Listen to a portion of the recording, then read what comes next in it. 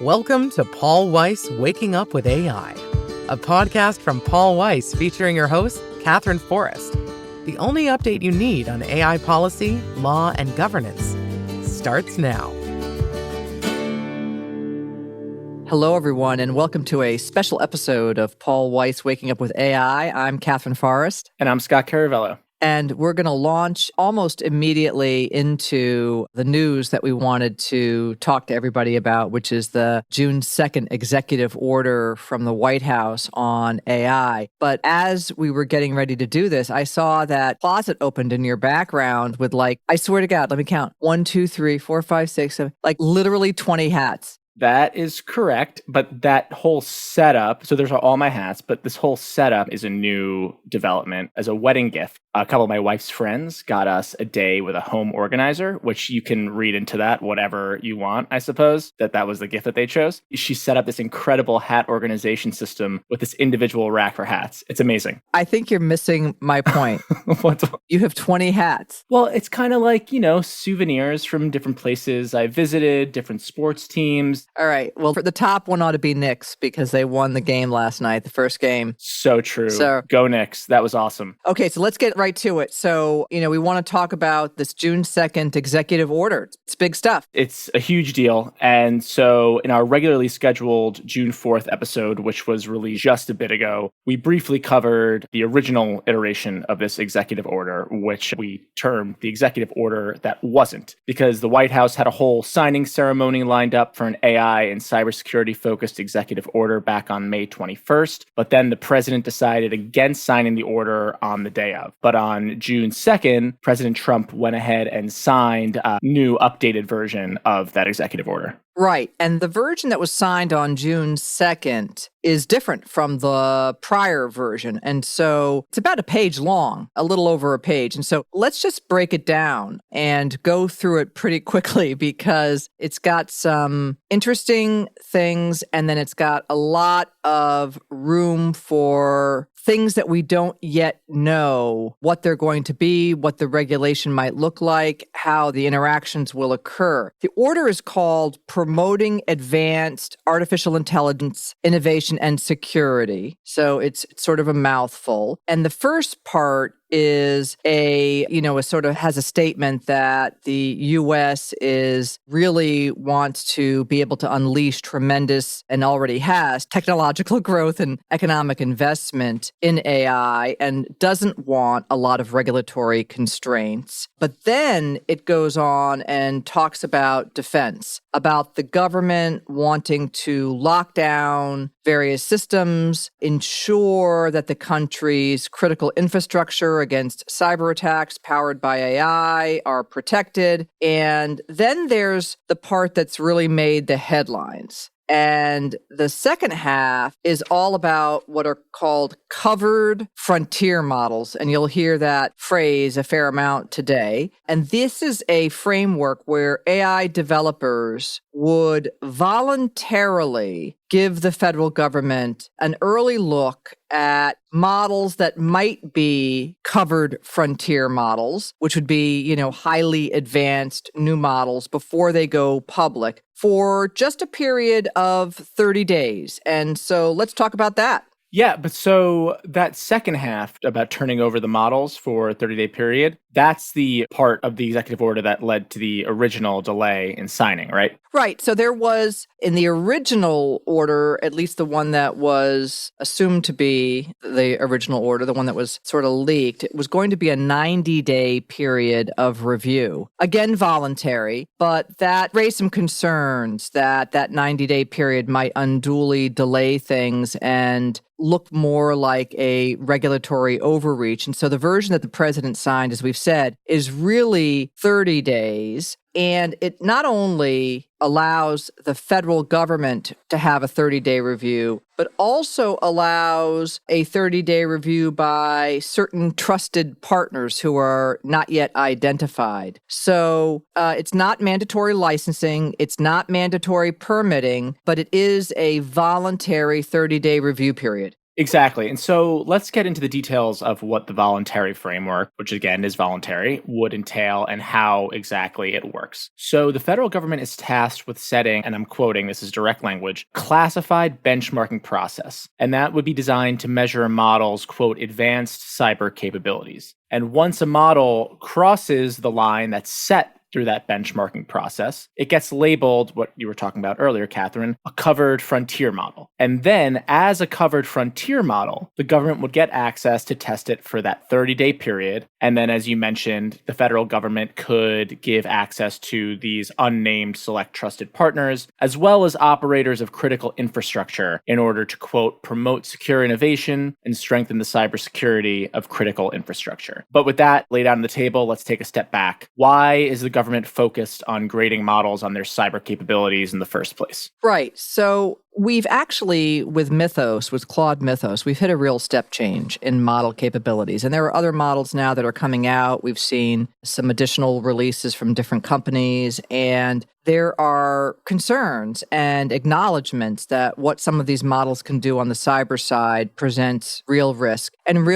to potentially critical infrastructure. So, we discussed the Claude Mythos preview in a prior episode. That had its own project Glasswing, where there was a release to a variety of companies who are very involved in critical infrastructure. And then more recently, in the last couple of days, within the last week, it was released to almost 150 more companies to allow them to have access to harden their infrastructure as well. And so we can think about it this way. For years, to find a significant hole in a piece of software and then writing the code to actually break into it was, a kind of skilled work that took time. Now, AI helped that process speed it along. And so with the more recent developments of AI, this is before we get to Claude Mythos, we were seeing advances, lots of advances in the cyber capabilities of bad actors. But now the newest models can do some of that slower work much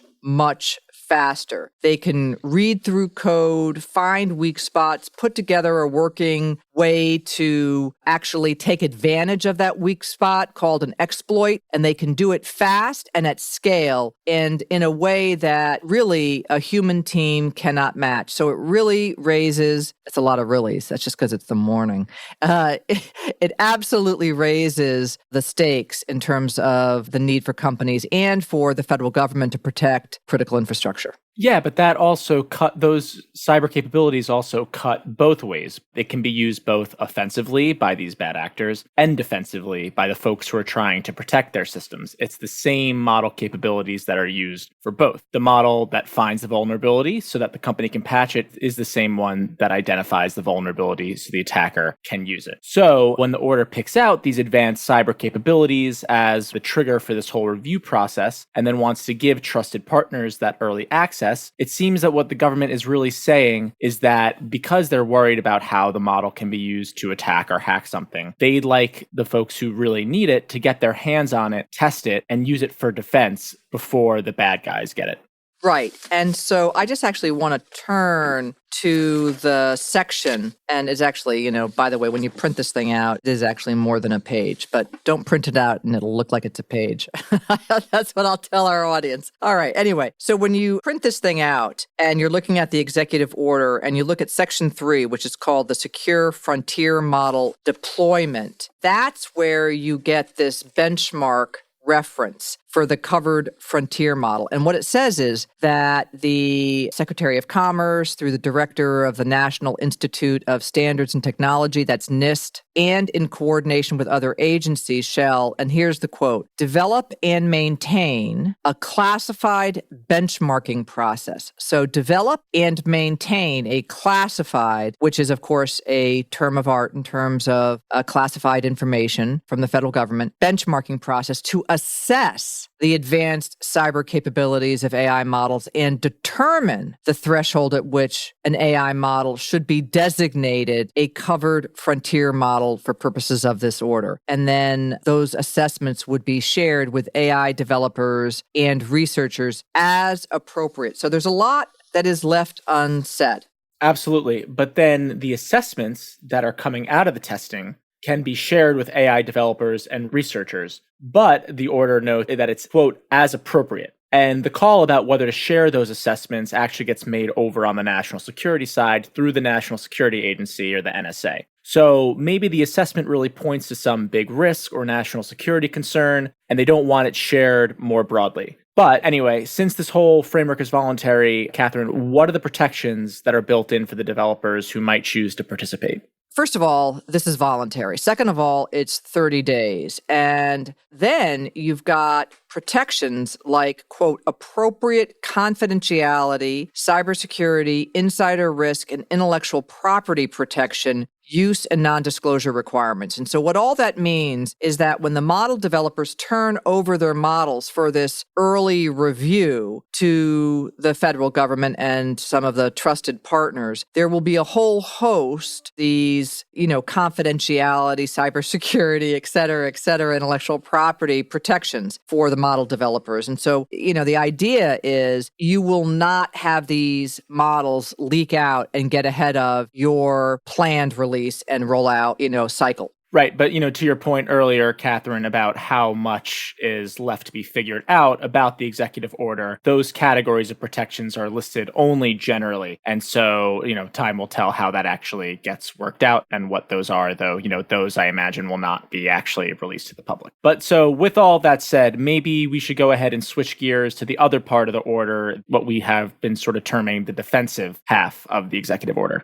Right. So the order instructs, there's a lot of sort of thou shall, do this in 30 days and that in 30 days with a lot left unsaid. And one of the thou shall do provisions is an instruction to the Treasury in consultation with the defense and intelligence communities to stand up something called an AI cybersecurity clearinghouse. That's a term of art, along with the AI industry and critical infrastructure operators that will serve as something like a hub for coordination. And the idea is that this cybersecurity clearinghouse, this AI cybersecurity clearinghouse would scan for cyber vulnerabilities, it would validate them and help get patches or fixes out. It also asks CISA, CISA, which is the Cybersecurity and Infrastructure Security Agency, which sits within Homeland Security, to put out binding directives to speed up the defense of civilian federal agencies and establish and expand, or both, federal programs that will enhance AI-enabled defensive tools. So there's a lot of you shall get ready to do the following things without specifying what those following things have to be. And on a related note, but another interesting piece of the order, it also then directs the government to facilitate access to these AI defensive tools that it mentions, which can include the covered frontier models when the government determines it's appropriate,